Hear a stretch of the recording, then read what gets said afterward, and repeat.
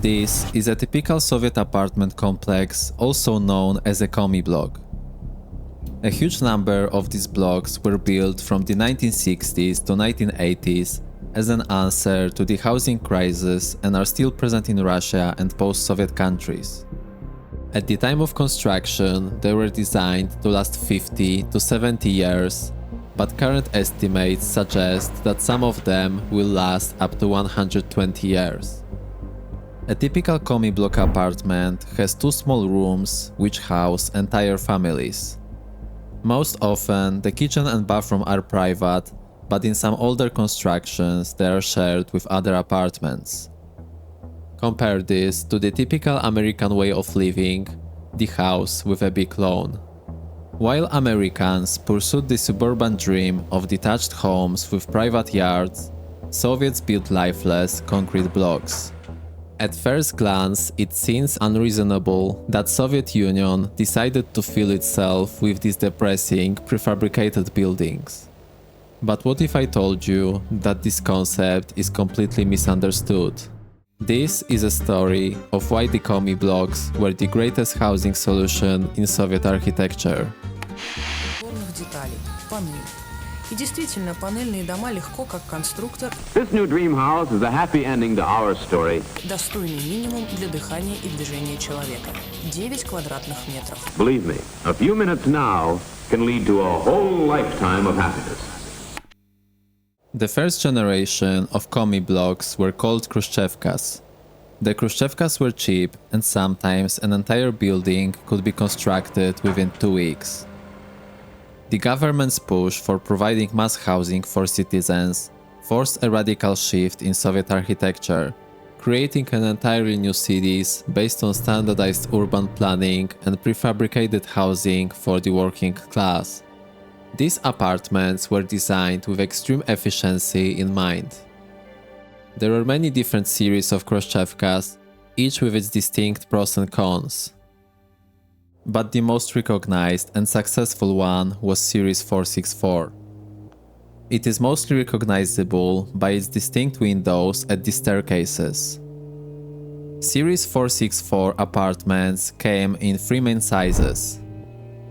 One-room apartments totaled around 30 square meters, with 18 square meters of living space and 5 square meter kitchen. Two-room apartments ranged from 30 to 46 square meters total, with the same small kitchen and a bit bigger living space. The largest three-room apartments measured around 55 square meters, offering 40 square meters of living space. Every apartment included a balcony and a storage room, but all featured bathrooms combined with other apartments. Residents criticized pass-through living rooms that had to be used as bedrooms and small entryways that made moving furniture difficult. The living space in 1, 2 and 3-room apartments varied only by 12 square meters, leading to uneven distribution per person. The needs of large families were not considered. 1962 has marked an end of Khrushchevkas, transforming them to second generation of cheap housing. They were meant to be 12 stories high, without combined bathrooms and equipped with built-in furniture. Even considering obvious disadvantages of Khrushchevkas, these housing blocks represented a significant improvement in living conditions for millions of Soviets. Contrary to the popular belief of isolation and depressiveness of Soviet estates, they were designed with community in mind. The spaces between these concrete blocks were intentionally designed as an extensive green areas. Soviet architect planners envisioned cities that were immersed and dissolved in vegetation, with these communal spaces considered an essential element of ideal socialist living conditions. These green spaces were meant to make up for the minimal dimensions of the apartments themselves. While families lived in compact flats, they had access to shared gardens and playgrounds that no individual family could afford on their own. At the same time, in America, we saw the rise of suburban housing. The most famous example is Levittown. Built after World War II for returning veterans and their families, Levittown became the first mass-produced housing development in America. The typical house features around 750 to 1000 square feet of living space, with 2 bedrooms, a living room, kitchen, bathroom, and most characteristic of all, the private lawn. The difference in living space was huge compared to Soviet standards. Even though these houses were small by today's standards, they could comfortably house a family with 2 kids. The living space was about twice as big as in Commie blocks. This reflects the different values of each system. Soviets focused on community and shared benefits, while Americans emphasized individual ownership and private spaces.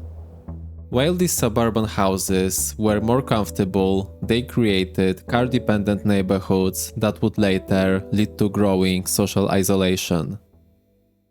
Despite the Soviet idealistic vision seeming weaker compared to the American dream of private loans, the housing solutions created in 1960s Soviet Union were a great success. In just 7 years from the start of Khrushchevka's construction, the number of flats in Soviet Union has nearly doubled. This meant more housing was built during this single period than in the previous 4 decades combined. The efficiency gains were obvious. Costs per square meter decreased by 6%, while the overall cost of an apartment dropped by 40%. When families moved into newly constructed blocks, 95% of them received separate apartments, compared to only 36% in older buildings. For many, Khrushchevkas were a symbol of privacy, which simply wasn't achievable for most citizens before. So why do Commie blocks are the greatest housing solution in Soviet architecture? The answer lies in a fundamental misunderstanding of their purpose and context. These buildings were never designed to be individual showcases of personal wealth or status symbols. They were created as a quick solution to house millions of people affordably. The depressing concrete facades were actually cost-effective methods to provide everyone with modern luxuries like private bathrooms, central heating, and electricity. Things that many Soviets coming from countryside have never experienced. The reason we still see so many Commie blocks standing in Russia and post-Soviet countries lies in their fundamental purpose that has never changed: the need for affordable housing. What seemed like a temporary solution turned into a permanent success, with Commie blocks proving they can last even twice as long as originally expected.